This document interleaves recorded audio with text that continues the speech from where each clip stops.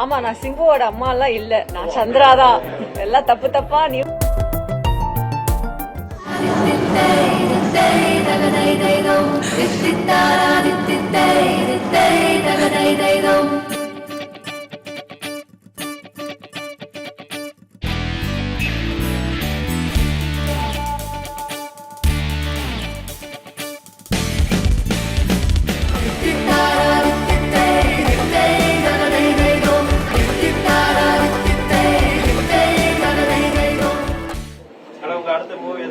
பண்றது அரசன்.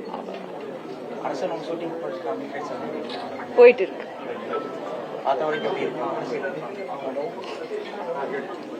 பார்த்த வரைக்கும் நல்லதா இருக்கு.